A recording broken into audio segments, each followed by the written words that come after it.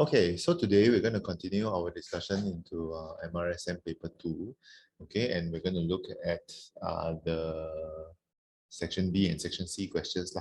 Okay, so it shouldn't take us very long, okay, it's only 3 questions, but as when I was going through the questions, I saw a couple of things which I thought were interesting that I think would be quite helpful for you lah. Okay, so let's start now. So diagram 9.1 shows an interference pattern of water waves from 2 coherent sources. So obviously this is the interference phenomena lah. Okay, we don't have to think about this. Now, I hope this is familiar to you all. Okay, we did this when we were in Form 4. Okay, but if you don't remember, when we talk about interference, interference is the interaction between 2 waves. Okay, actually not interaction now. The idea of interference comes from the principle of superposition. Okay, so the superposition of 2 or more waves, okay, creates an interference pattern. Okay, and so in order for superposition to happen, in order for interference to happen, the wave sources have to be coherent. Okay, and when we say coherent, coherent paling minimal lah. Okay, usually we will say 2 things. Okay, same frequency, same wavelength. Sorry, saya terbalik dia punya ini. Okay, same frequency, same wavelength, same phase. Okay, sorry, did I say minimum 2? Minimum 3. Okay, in case the question comes out, what is the meaning of coherent sources? So you say sources, wave sources that have the same wavelength, same frequency, and the same phase. Okay, same phase means they are moving together. Okay, not one after another. Itu different phase sudah. So dia naik dan turun sama-sama. Okay, those are same phase wave sources. Okay, and when interference happens, this is a very normal interference wave pattern, okay, where the crest, okay, atau puncak diwakili oleh garisan yang yang tebal begini, and then the trough, which is the one at the bottom. Okay, so this is the crest, and this is the trough, TROUGH. Okay, is usually represented by the dotted lines. Okay, and you will see that the crest from one wave, let's say for example, this is the first wave punya crest makan, okay, can interact with a crest from another wave in this way. So this is the second wave punya. So you see here, 2 crests interact, here 2 crests interact. Oh, sorry, I should change color. Here 2 crests interact. Oh, sorry, my mistake. So you see the red and the green where they enter this one. This is where apa ini? Kenapa? Why is it? Sorry, hold on. Okay, so here is where the crest and the crest meet lah. But apart from that, there is also an instance where, say for example, one crest, let's say the crest and a trough meet. Okay, for example, let's say this is a trough from the second wave. Okay lah, saya ambil ni lah. Okay, this is a crest. This is a trough from the second wave. Okay, from the second wave, and you see that it actually interacts. Okay, it actually interacts with the crest from this wave. Okay, so you see over here there is a crest that interacts with a trough. Okay, so let me draw this for you again. Sini crest and crest. Over here is crest and trough. Okay, so when the crest and another crest interfere, okay, or superposition, what we will get, okay, is a constructive interference. Okay, constructive interference. And when the crest and the trough meet, what we will get is destructive interference. Okay. Now, if you want me to explain further what is constructive and destructive, I'm not going to do that okay, because we don't have time to do all this. But I'm just trying to remind you all the things that you should know. What is constructive? What is destructive? Constructive is when 2 crests interfere. Destructive is when one crest and another trough from another wave source, okay, they interfere. They will form destructive interference. Okay, now the point where a constructive interference happens is called an anti-node. And the point where a destructive interference happens is called a node. Okay, so titik ini dipanggil sebagai node. And titik ini, okay, dipanggil sebagai antinode. Okay, and so when I combine all the antinodes, okay, crest and crest or trough and trough, okay, when I combine all the antinodes, I will get what we call an antinodal line. And likewise, when I combine all the destructive interference, when I combine all the nodes, I will get a nodal line. Okay, and this antinodal line and nodal line always akan berselang-seli lah. So if the center one is an antinodal, not memang if lah, it is always going to be antinodal. The center in between the two wave sources, the center line is always the antinodal line. Okay, then the next line, which is probably over here. Yeah. Okay, this is a node. This is a nodal line. Okay, sorry, everything is kind of sebab saya tidak banyak ruang ini. Okay, then after that, the next line is an antinode. So that node, antinode, dia akan berselang-seli lah. Okay. In terms of this is water wave. Antinodal line. Okay, antinodal line means the wave is strong. Okay, generally speaking lah. And the nodal line is where the waves are weak. Sebab dia sudah kena they destroy one another already.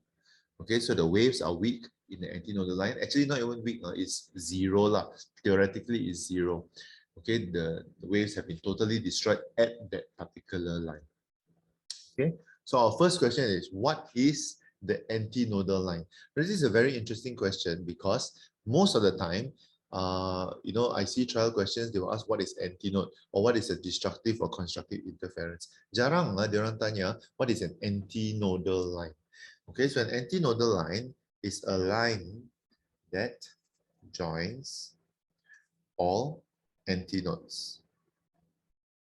Okay, or points of constructive because we're talking about antinodal. Okay, points of constructive interference.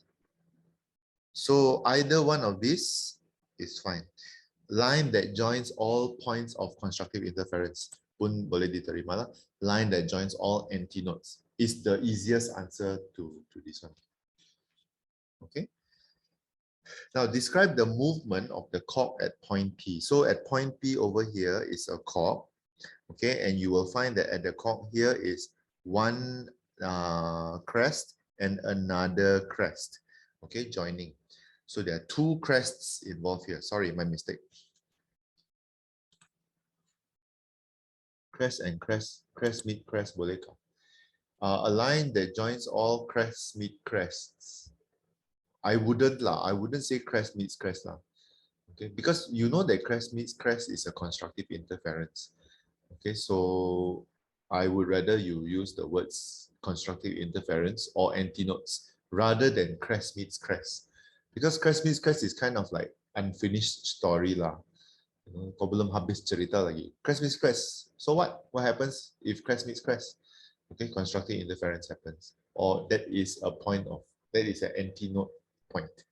Okay, I think that's a better answer. Okay, sorry. So at point P, if you notice, is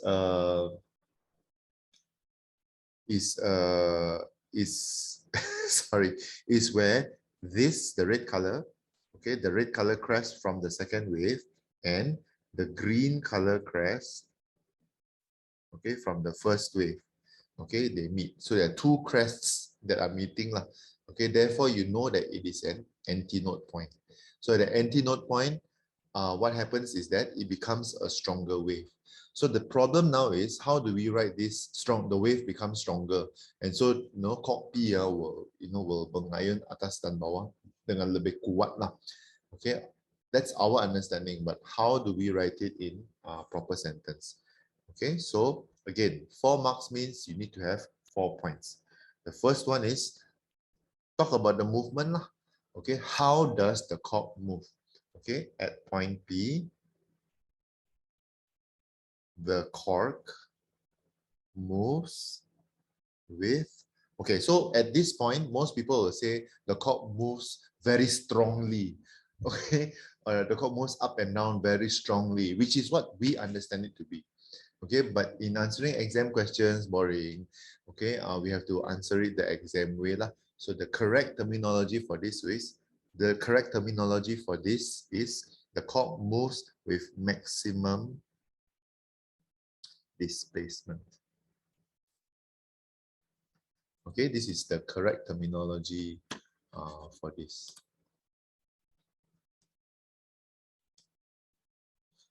Right?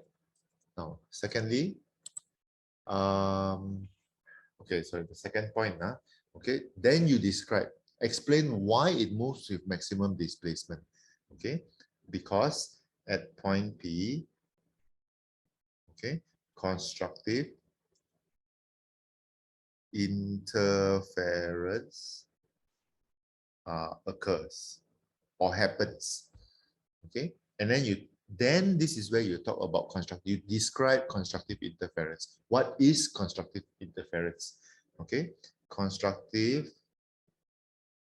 interference, okay, happens when the crest of one wave, okay, superpositions, okay, with the crest from another wave. Okay, and then your final point will be the wave will have maximum amplitude and energy. Okay. So again, how to do the explanation? Tell first what is the movement of cork P.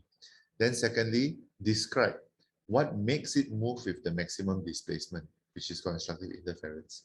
Then the last 2 points are talk about what is constructive interference or how does it occur and why is it maximum displacement? Because the amplitude and energy at the constructive interference point is already maximum. Okay. I didn't say this to 5SA because I didn't have a chance with them today, but I was telling the ST class this morning that, you know, sometimes when we do these explanation questions, it can be quite overwhelming. It's like, oh my goodness, I know all this, but finding it, sometimes it's hard to explain. And I know because not everyone here, kamu punya bahasa pertama adalah bahasa Inggeris lah. Okay, and then of course, for some of you, you are struggling to remember things. You learned it already, but you struggle to remember. Okay, so I'm offering you a solution now, you know, rather than you stress yourself out by trying to remember too much. Okay, what you can do is you just kumpul everything that we have done for revision. Okay, and then you just start by memorizing those first lah. Okay, because you know, we are kind of discussing questions, and I'm pretty sure some of it will come out somewhere lah. Okay, so you know, when you memorize these explanations, it does help. Okay, it helps you to think logically, and also it helps you to know how to mengeluarkan kata-kata untuk menjelaskan kamu punya jawapan. Okay, the 4-mark question is usually, not to say difficult lah, tapi you know, if you're the kind of person that finds it difficult to remember things, macam sejarah bahkan, then this is a little bit tough lah. Okay, unless you can, you know, logic your way out of it. Okay, kalau kamu boleh logic, then you know, it's quite easy lah. Okay, so don't stress too much about this. Okay, if you can't remember it all, just take whatever that we have revised, you know, put it into a paper or something, just memorize that. Okay, like last minute things to memorize or things to revise at the very last minute. Okay, hopefully one of these will come out. Okay, now this is one of the interesting questions. So diagram 9.2 shows a mobile unit vehicle to deliver information on the movement control order. So this is the, you know, the van that comes and then perhatian. Anda di, okay, but the problem is the sound produced is not clear. Look at the setup lah. Okay, my goodness, it's only one speaker and it's a small speaker. Okay, it's so small, such a small speaker. So obviously, the sound that you produce now won't be very clear unless you're very nearby. Okay, so these are the four choices given as always. But the interesting thing is they don't give you a table. Okay, they give you four diagrams. Look at the question. Study the specification of all the speaker setup. Explain the suitability and determine the most suitable speaker setup to be used on the vehicle. And the point is so that the sound can be produced and heard clearly. But the problem is this. They only give you, dari segi perkataan, they only give you one thing, which is the frequency of the speaker. Everything else, you have to figure it out yourself. Okay, this is what we call the highest of the highest K-BUT questions. This is already a K-BUT question, a HOTS question. Okay, but it's made even higher level that you have to think of the chiri-chiri on your own based on the picture. Okay, but we can. Okay, we can because one of the skills that we need to do is to compare. So you compare every picture and say, hey, oh, okay, some of the pictures are different. Okay, how is it different? Okay, so let's look at the frequency last. Okay, we look at the frequency last, we look at the picture first. At first, you can see, okay, that they are using, the first thing that you can see is definitely the number of speakers. Okay, so the first one is 2, the second one is 4, the third one is 4, the last one is 4. So definitely one of the things that we want is the number of speakers. Okay, number of speakers. Okay, what do you think? Obviously, the number of speakers should be high lah. Okay, why do we want the number of speakers to be high? Okay, this is very logic, so that louder sound can be produced. Okay, louder sound. Okay, travel in multiple directions. Okay, so you have 4 speakers. Of course, not 4 speakers in a row lah, kan? 4 speakers, or more than 1 speaker, and you can do it in more directions. Okay, you can change the directions. Okay, so these are the reasons for the number of speakers. So this is the first one. Okay, we are looking for 4. So number of speakers, frequency. I will answer frequency in a while. Okay, so the second one you can see, okay, is the compare. Okay, let's compare the second and the fourth one. Notice that the distance between the speakers is different in the K and the M punya band. Okay, so that's another characteristic that we want. Okay, so the distance between speakers. Okay, what do you think? Should it be near or should it be far? Okay, if you want a better sound to be produced, think of our school hall. The speakers are far apart from one another. Okay, so the distance between the speakers is high. Okay, we want it to be further apart. Why? Okay, this is a standard answer. Okay, this is a standard answer. So that the distance between consecutive loud sounds is smaller. Okay, the distance between the consecutive loud sounds is smaller. Okay, I'm going to take some time to explain this. Interference formula, okay, is lambda equals to AX over D. Okay, if I flip this around, this would be X equals to lambda D over A. Okay, X is the distance between 2 antinodes. Okay, or 2 loud sounds. Okay, so remember that in sound wave, okay, if you look at the original, this one, middle line is antinode, which is a loud sound. Next to it is note, which is a soft sound. Next to the note is a loud sound. So loud, soft, loud, soft, loud, soft, loud. So you want the loud and loud to be as near as possible to one another. Of course, there's going to be a soft in the middle, okay, but you don't want it to be loud here and then loud here. Okay, then it's too far apart. Okay, so the nearer your loud sound is, then the soft sound, it will kind of it akan macam terhilang lah. It won't really hilang, but it will sound as if dia terhilang. So you want the loud sound to be as near as possible, which is the X lah. Okay. So how do you make a small X? There are three ways lah. Either you have a small wavelength, or you have a small distance between you and the speaker, or you have a big gap between the speakers. Okay, this is the A. A is the distance between the two sources, or in our case, the two speakers lah. Okay, so this is one of the answers. If you're doing interference of waves, this is one of the answers where the answer is set on. Okay, there's no other possible answer for this. You need the distance between the speakers to be far so that the distance between the consecutive loud sounds, okay, is smaller. Okay, ini salah satu daripada jawapan yang memang datang sebagai satu set, okay, dan tidak boleh kehilangan satu perkataan pun. Especially the word consecutive. Selalu consecutive ini orang yang akan hilangkan dia punya jawapan. Okay, so be very careful with that. Okay, the third feature. So we have the number of speakers, we have the distance between the speakers. Now, if you notice between this one, okay, there is small speaker and big speaker. Okay, this is a very big giveaway lah.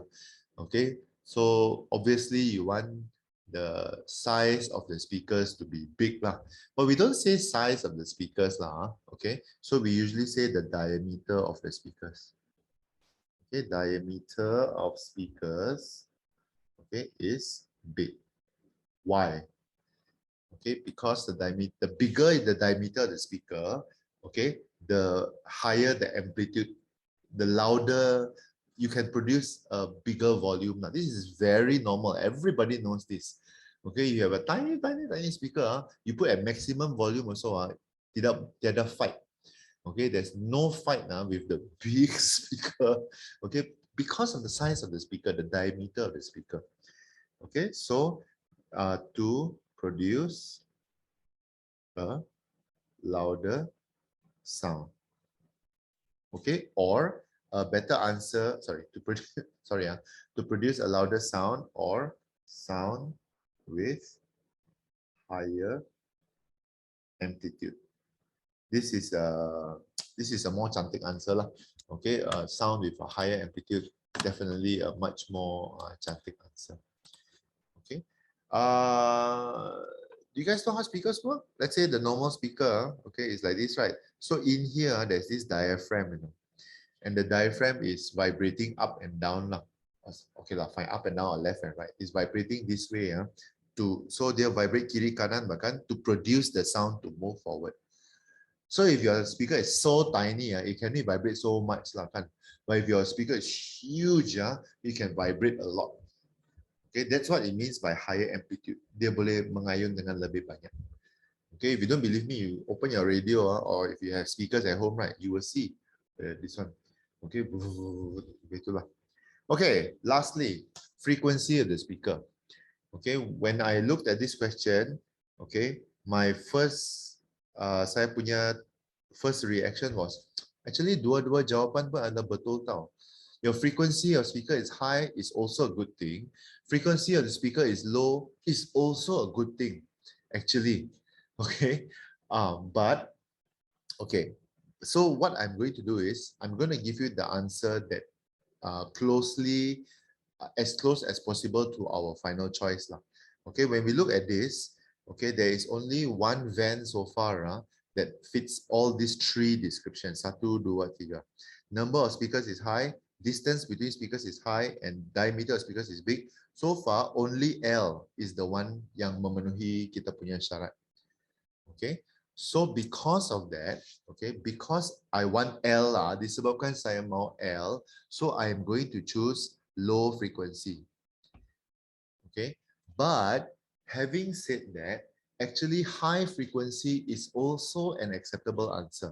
Okay, nanti saya akan bagi dia punya sebab. So we choose low frequency, okay, because low frequency has the reason, okay, it has a bigger wavelength. Astaga, what is this? Wavelength. Okay, a low frequency sound has a bigger wavelength, which is good because it can diffract more. Okay, bigger wavelength causes more diffraction, which means dia boleh melalui, penghalang dengan lebih senang lah. Okay, because of its big wavelength. Okay, of course, we always associate low frequency dengan suara begini, yang low frequency. Okay, which is a little bit hard lah. But remember, everybody, frequency and volume are two totally different things. Okay, orang yang bercakap dengan high frequency, for example like this, okay, can still be very soft. Okay, so jangan samakan, okay, nada yang tinggi don't equate high frequency to high volume. It's not true, Okay, volume adalah berkaitan dengan amplitude. Okay, but in this question they're asking low frequency, high frequency. That's why I said both answers I will accept actually. Of course, saya mau L lah. Okay, sebab L is the one that memenuhi these tiga cita rasa saya lah. Distance between speakers is high, big diameter, number of speakers is more. But I'm just telling you that, okay, low frequency, kalau let's say ada soalan pasal wave lah, and you get low frequency or high frequency, know that these are the standard answers for low frequency, high frequency. Kalau low frequency, high wavelength. High wavelength means you can diffract more. Okay, dia boleh melalui celah. Now, high frequency, in case lah, okay, I'm just teaching you this, in case satu soalan keluar and memerlukan kamu untuk memilih, high frequency is good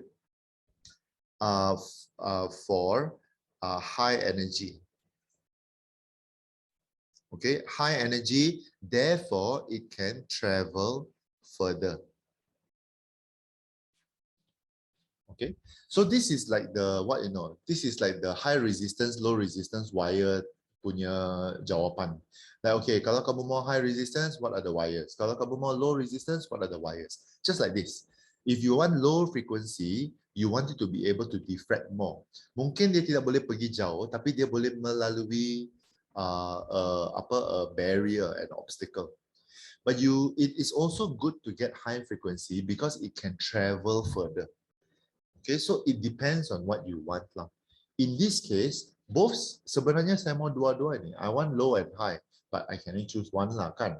How can you be low and high at the same time? You can't. Okay, you can't be both at the same time. You're either low frequency or high frequency. Okay, but both of it has its own advantages. Low frequency senang untuk melalui celah, senang untuk melalui halangan. High frequency boleh pergi jauh. Okay, people from far away can still hear you because you're talking at high frequency lah. Okay, think about it lah. Di sekolah bahkan biasanya kan guru yang dia punya nada suara tinggi bahkan lebih jelas kedengaran daripada guru yang kalau dia sentiasa bercakap macam ni saja kan. Bolehkah kau dengar daripada blok B? Contohlah. But of course you can't. But you can definitely hear a teacher that's speaking very high voice. Boleh tu kau boleh dengar. Because high frequency can travel further. Okay. So anyway, of course the best choice is L lah. Because kalau kita tidak ambil kisah pun pasal frequency, 3 sudah. Already 3 characteristics is already taken by L. So we're going to choose L as our best choice. Don't forget how to write the 10th mark. Okay, make sure you write the entire answer for the 10th mark. So there are many things we can learn from this paper, actually. So especially with this frequency, high and low frequency. Okay, so don't forget this. All right, let's look at question number D. So diagram 9.3 shows the fringe pattern obtained in Young's double slit experiment using an orange monochromatic light. Okay, the two slits are 0.5 mm apart. So the two slits, this refer to A. Okay, A. And 0.5 mm, whenever you do wave equation, if you take a look, one is mm, the other one is meter, then your upcoming nanometer. So it makes sense to change everything to meters. So 0.5 millimeters will give you 0.5 times 10 to the power -3 meters. Okay, automatically change it to the same unit so that you won't wrongly this one. Distance from the double slit to the screen, this is D. Okay, is 2.5 meters. Now, This is always a problem with the interference formula. Okay, people always forget what on earth do these letters mean. Lambda equals to AX over D. Saya tahu lambda saja itu. Lambda adalah wavelength. Okay, so I usually tell my students, okay, refer to the diagram and remember from the diagram.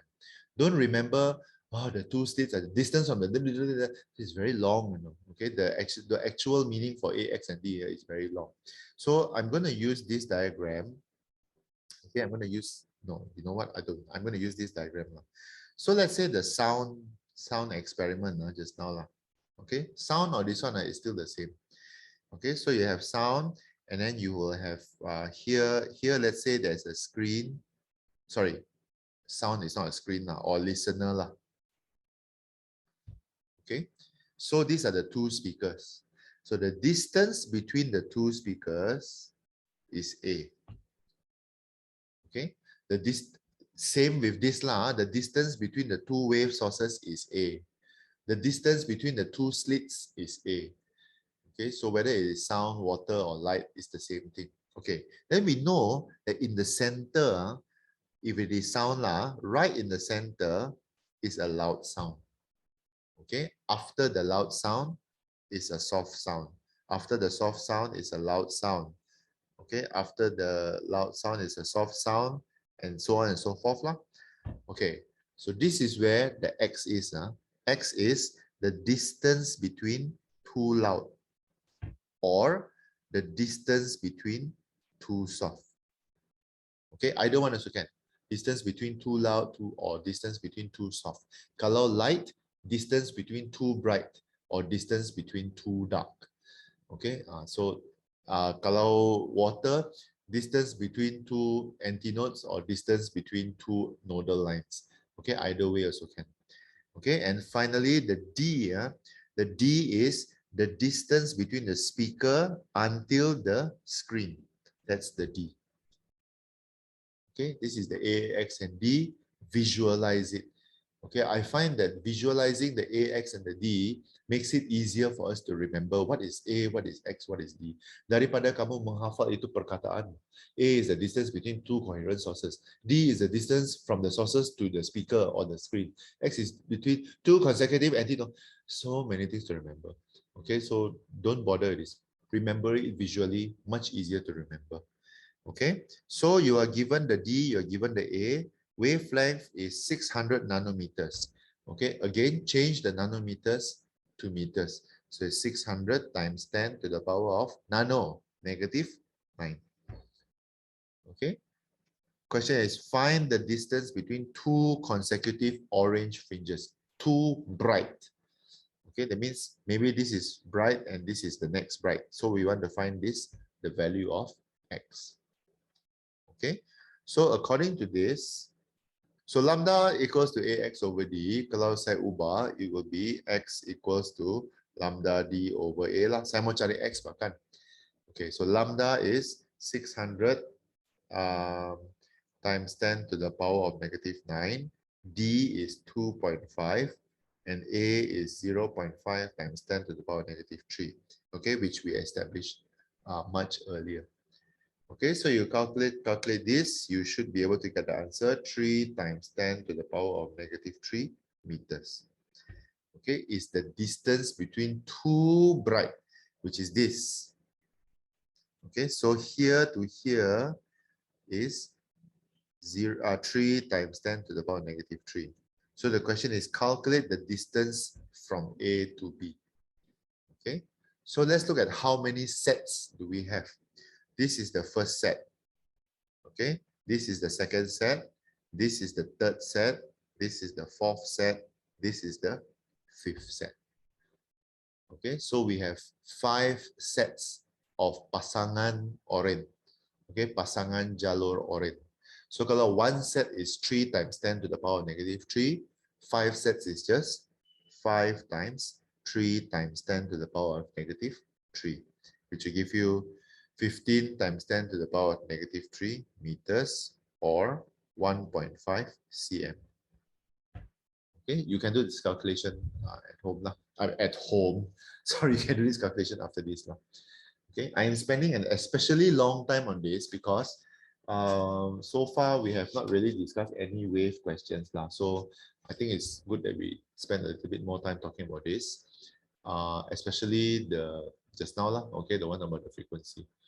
I think it's a good thing that we stopped to this one. But please calculate this when you are going to revise lah. Okay, or if you're going to watch this video again, you can always pause and do what you do what you usually do. Okay. Ken, do you have any questions? Anything you want to ask? Okay, if you have anything to ask, just don't hesitate to ask in the chat lah. Okay. If not, I'm going to move on. Okay, question number 10. Air fryer. Yeah, this is also a question that I think is going to be quite popular. Okay, kalau tidak keluar di essay, dia akan keluar di structure lah. But I really think that it might come out in essay because last year, if I'm not mistaken, electricity came out in structure. Macam. Okay. Now the air fryer used 1450 watts of electrical power. So take note of this. Power is 1450. Okay, when connected to voltage of 240 AC. Okay, power supply. So what is the meaning of power? This is standard definition, rate of energy transfer. Okay, or rate of change of energy also can lah. Okay, but the standard one is rate of energy transfer. Just to remind you, formula for power, the basic one is energy over time. Okay, PET. But I noticed that since we are given the V kan, most likely we're going to use power equals to V times I. Okay, let me tell you that there are many formulas for power.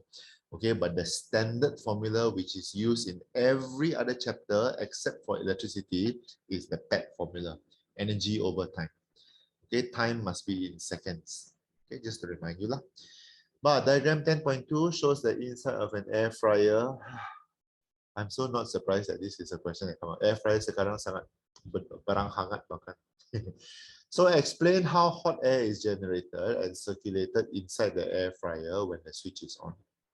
Okay, so most of us, we just put our food inside the air fryer, put it in the basket, and then push it in, and then tekan-tekan butang, start. Kita tidak fikir pun macam mana itu makanan kena fry. Why is it an air fryer? Because it uses air. Okay, normally we fry food using what? We use oil bahkan. Okay, but this is not an oil fryer, it's an air fryer. So it uses air to fry. What kind of air? Hot air lo kan. Actually, it's hot air. If you think about it, okay, and this is very bad lah. If you think about it, actually an air fryer is just like an oven lah. It's really like an oven because an oven also uses hot air. Okay, dia menghasilkan udara panas untuk memasak makanan lah. Of course, air fryer has its certain benefits lah. Okay, it's a lot faster. Dia lebih jimat tenaga. This one, but basically it's an oven. It is still an oven. Okay, so just dia kasih nama glamour saja kan. Wow, air fryer. But actually it's an oven. Okay, to me it feels like an oven lah. Okay, sorry if you are an air fryer manufacturer. I'm not dissing you lah. Okay, explain how hot air is generated. Okay, so ada dua kehendak. Macam mana kamu hasilkan udara panas dan macam mana kamu mengolakkan. How do you circulate the hot air inside the air fryer to cook the food? Okay, so this is kind of like a no-brainer lah. Okay, this is very easy. How do you generate hot air? Okay, number one, hot air is generated by, oh sorry, not hot air, ayo, sorry, not hot air, heat first, heat. Okay, kita kena ada, haba dulu.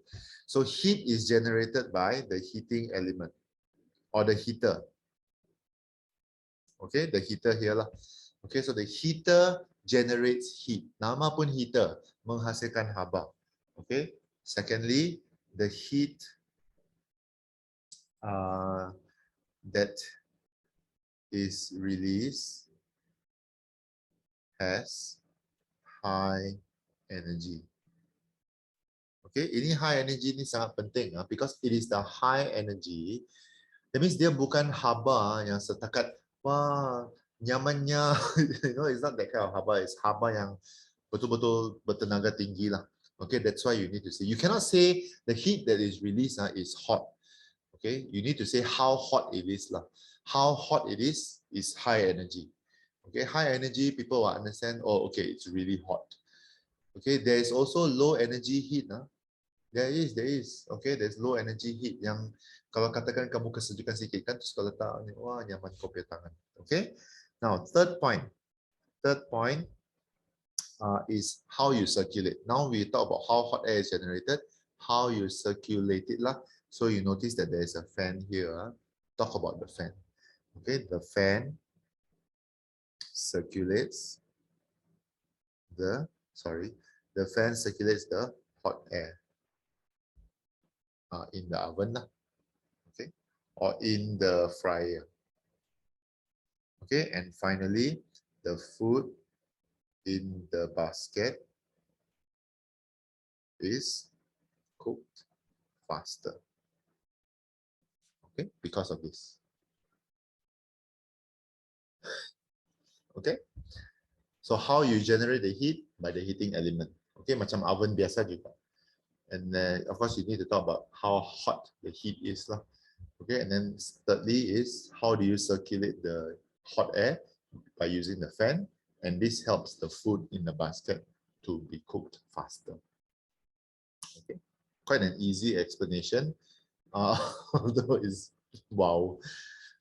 Okay, air fryer is designed to fry food without submerging it in oil. Okay, I think we have discussed enough electricity questions for you to, at this point, you should know what kind of answer we're looking for lah.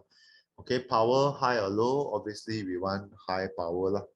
Okay, high power will probably mean release or produce more heat. Okay, the higher the power means more energy is being used or more energy is being transferred. You can produce more heat lah. If you have low power, yay, energy saving. But hello, we want to cook the food, so we need the heat. Okay. Now, the material of the heater, at this point, I hope you know, because I've said this many times, definitely not iron. Okay, it has to be nichrome.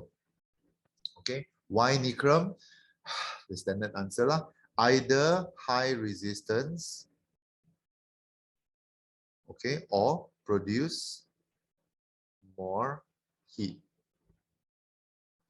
Okay, this answer is so standard that is after a while it's very boring. It's like, oh, nichrome again.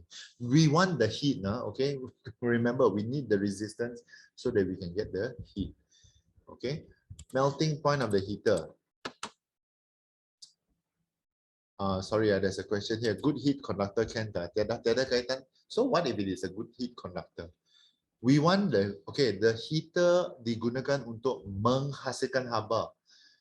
The haba itu diolakkan, the heat is circulated, it's not conducted everywhere. Okay, so be very careful. Heat conductor is for different things, like iron maybe lah. Sorry, you know the iron yang bikin iron baju bahkan.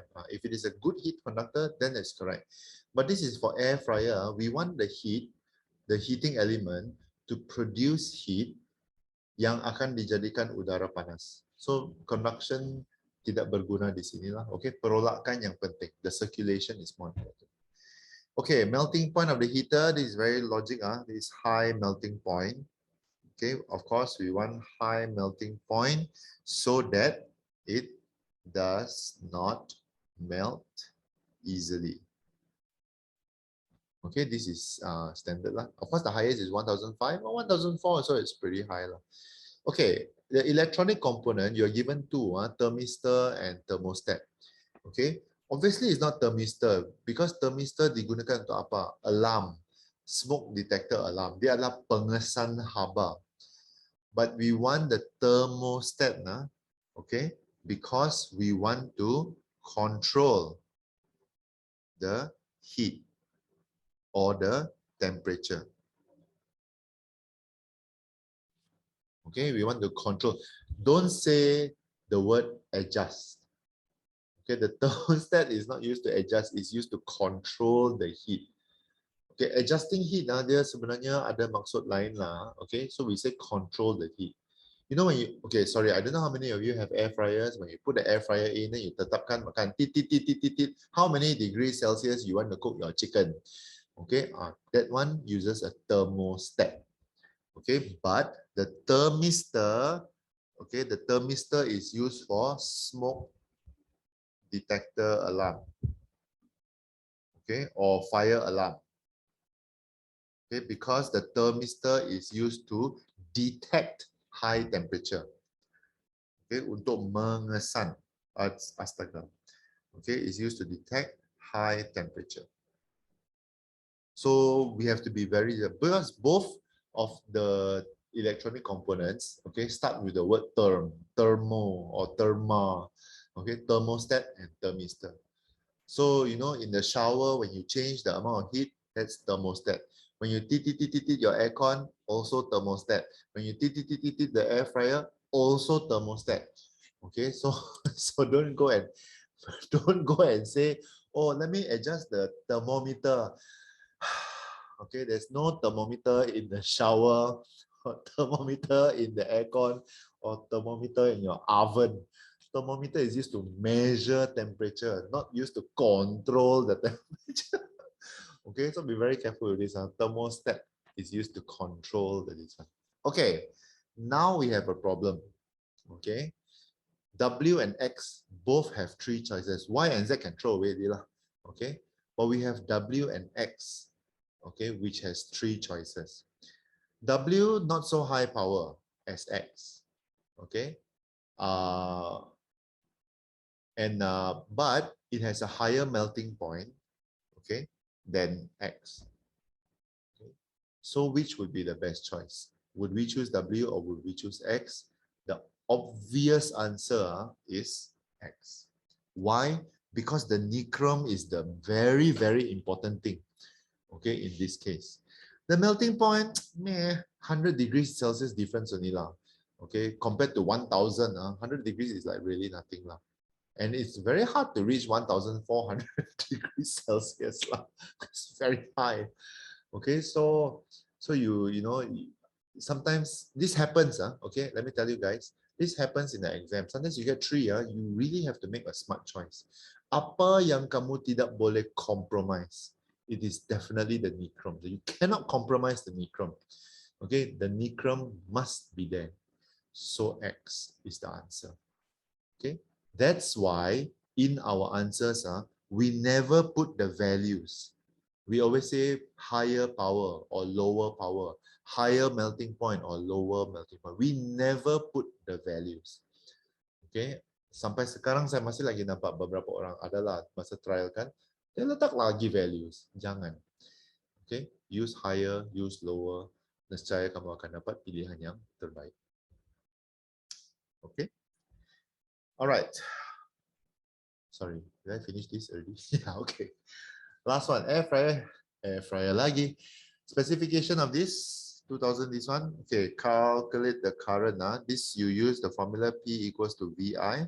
This is our power, this is our voltage. Okay, I'm not going to do this one for you. So you are going to get the answer I equals to 6.04 amperes. Okay, 2 decimal places will do. Okay, calculate the electrical energy consumed in the heating element of the fryer for 10 minutes. Now, whenever you see time, okay, bila kamu tengok time, you need to think of the original power formula, which is the PET formula, P equals to E over T. We have the power, okay, the power is 1450. Kita mau kira in energy lah, okay. But the problem is with the time. Remember, time always in seconds. Okay, I don't think we have ever used anything in minutes. Kan? Kalau MC delta theta pun PT bahkan also in minutes, in seconds. So this will be 10 times 60. Kita kena tukar 10 minit pergi saat. Okay, calculate this, you will get about 870,000 joules. Okay. Now, I especially like this question because of the last one, the power loss. Okay, this is a good chance for us to redo some revision lah. There is only one relevant formula for power loss, which is P equals to I squared R. No matter which chapter you're doing, power loss is always calculated with this one formula only at SPM level, okay, which is I squared R. Do we have the I? Yes, we've counted it in question 1. Do we have the R? Yes, it is given in the question. Okay, so you should have no problem calculating this. You should get about 1383.3 watts. Okay, about. Okay, some of you are going to get slightly different because maybe ada yang guna lebih daripada 2.40, and it's okay. Okay, usually answers with decimal place there is a range one lah. Okay, so don't worry too much. Kalau kau ambil lebih daripada this one, kamu punya jawapan untuk power loss akan berubah banyak because kamu kasih square mah. Okay, you are squaring the arrows. Okay, the arrows, the current. Okay, all right. Let's take a short break. Okay, let's take a 3-minute break before we come to question number 11. Okay, welcome back. Let's continue. Sorry, I'm laughing at something else, not at you all. Okay, last question. Last question for the night. Diagram 11.1, 11.2 show two identical cruise ships. Once again, ship so interesting. It's interesting that we're not using submarine. I can't remember which class is it. Was it ST? Yang saya bincang pasal submarine. Okay, so the cruise ship in diagram 11.1 carries 700 passengers, and the cruise ship in this one carries 3,000 passengers. Wow. Okay, now both of the ships are floating due to buoyant force, but you can kind of guess lah that the Sunchen the 3,000 passengers. Okay, so what is the meaning of buoyant force? This is also another interesting question, because usually the question will be what is Archimedes principle lah kan. So buoyant force is one of those definitions yang nobody likes lah, okay, because it is the definition is so strict, you know that you must have all these words, otherwise you will hilang this 1 mark lah. Okay, so I'm just going to give it to you. If you can remember it, good for you. If you can't, then don't stress about it too much lah. Okay, so the key word for this it is an upward force. Okay, it's an upward force acting on an object that is immersed in fluid. Okay, kalau kau tulis liquid pun, I think they will allow lah. Okay, due to the pressure difference.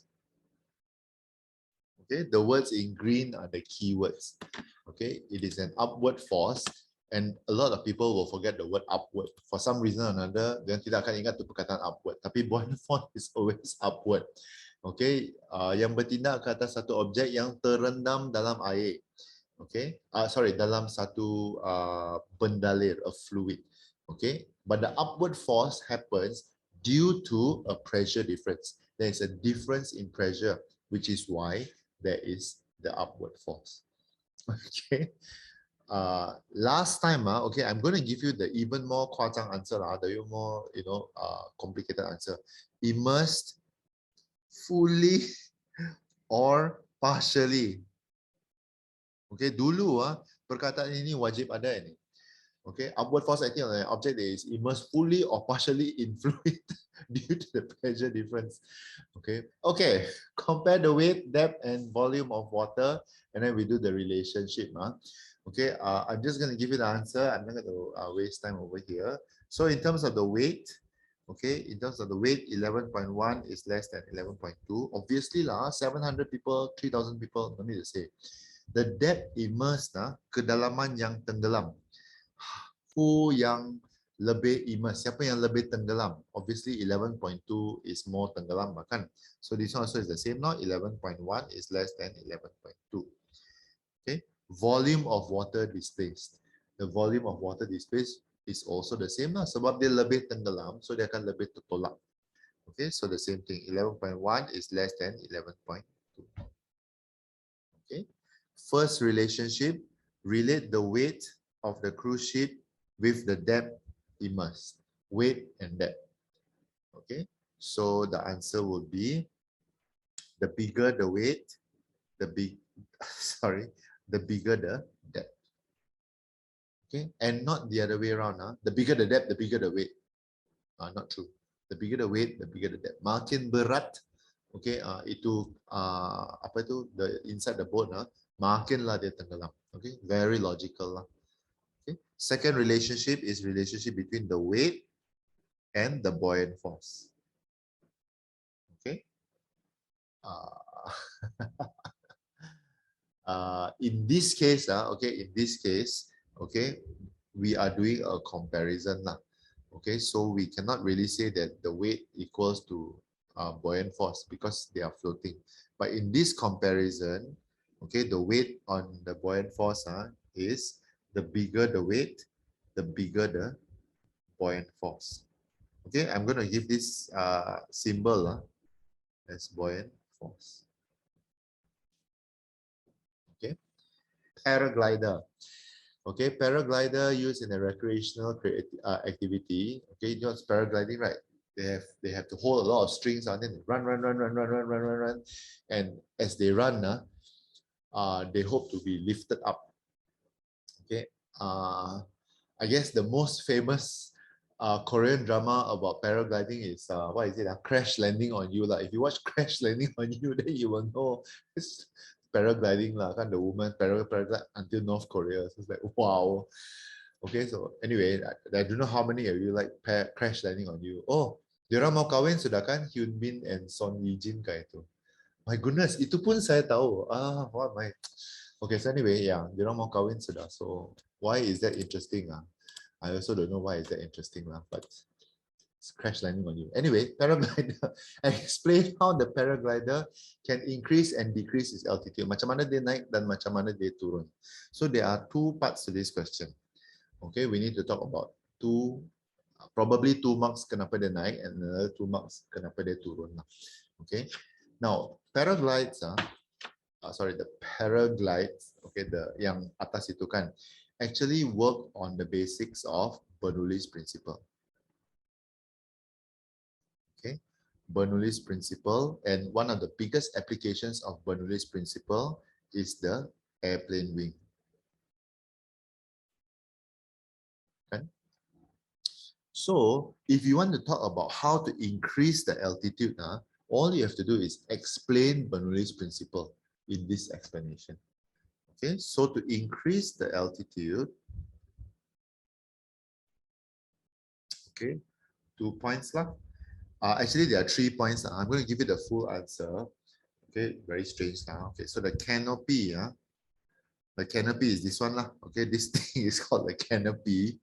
Okay, the canopy inflates when paraglider is running. Okay, so the paraglider has to run and hold the strings lah.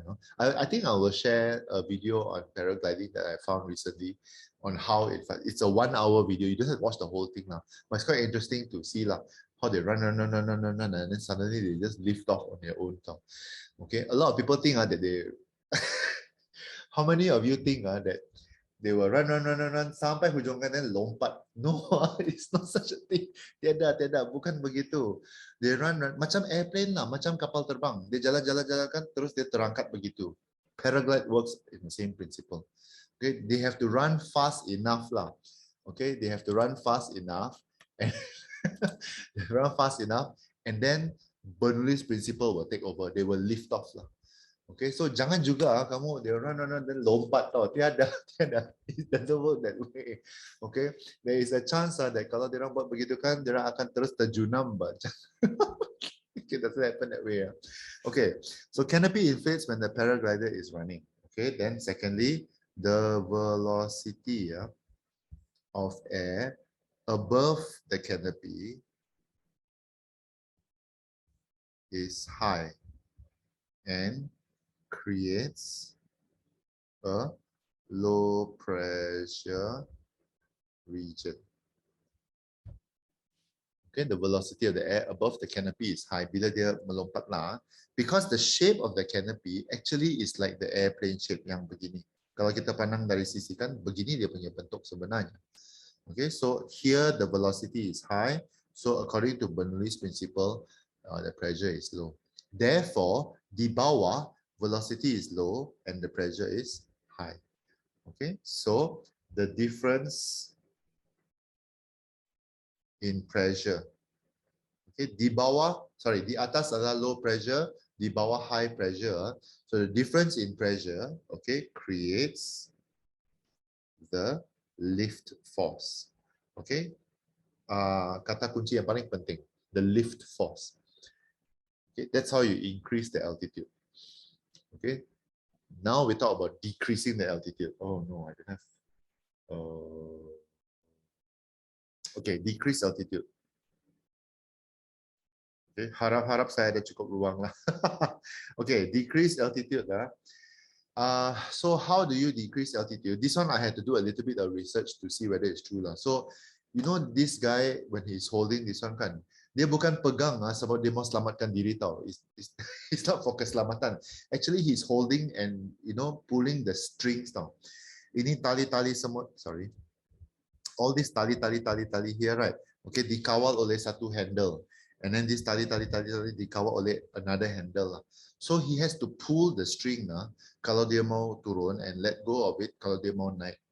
Okay, if I'm not wrong lah, okay, kalau saya faham daripada apa yang saya research, when he pulls the string he goes down, bukan dia let go lah, kalau dia naikkan the string then dia akan naik lah. So how do you decrease the altitude? Okay, when the paraglider pulls the strings, the canopy becomes curved. Okay, dia akan jadi melengkung. Okay, it will become like this shape lah. It become very curved lah. Okay, so because of that, the weight of air displaced decreases. Okay, and thirdly, so the buoyant force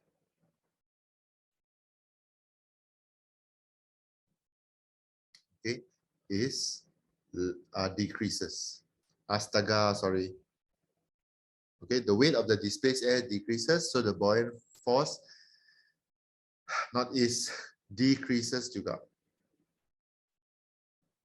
and becomes less than the weight. Oh no, I'm so sorry, saya tiada ruang sudah.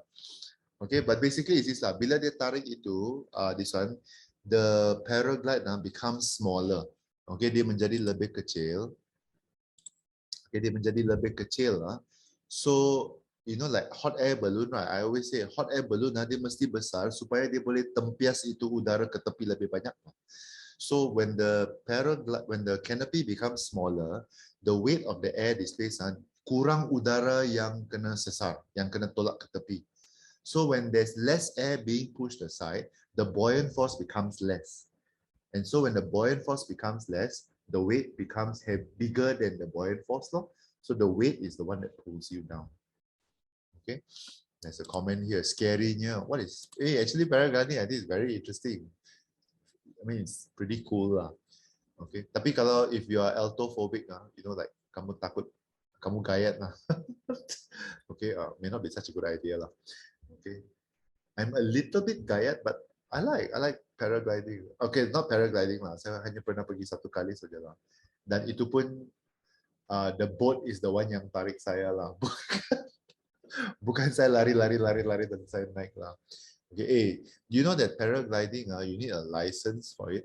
You have to go for class one, you know. Kau bukan okay, satu hari saya mau pergi paraglide lah. Okay, jom kita pergi paraglide. No, it's not like cycling. Cycling anybody can do it. Okay, but paragliding must have license. Cycling no need license also can. Huh, Sean? Correct, right? Anybody can cycle.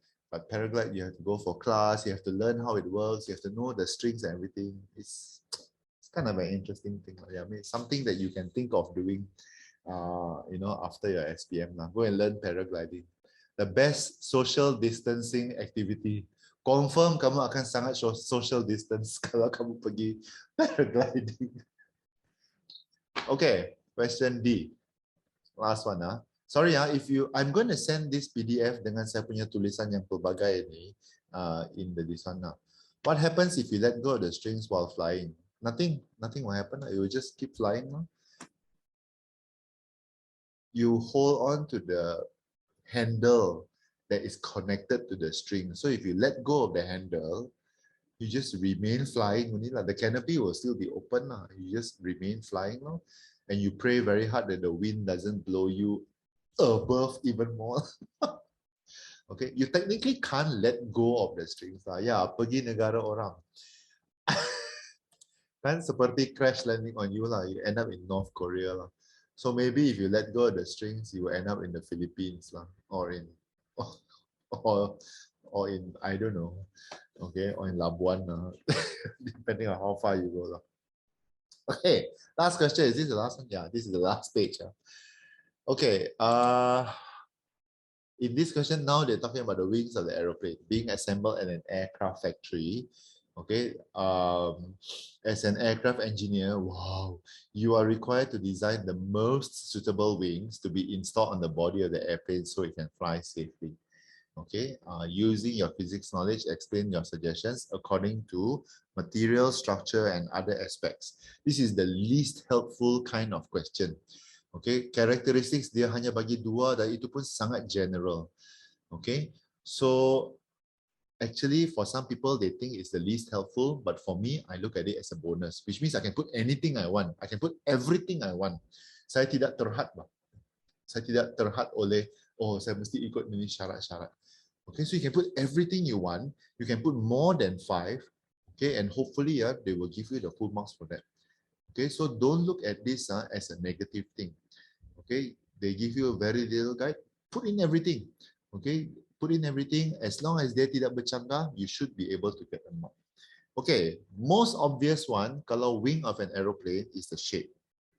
Okay, I'm going to do it up here because I takut saya tidak cukup ruang. Okay, first of all, shape. Okay, shape of wing is definitely aerofoil.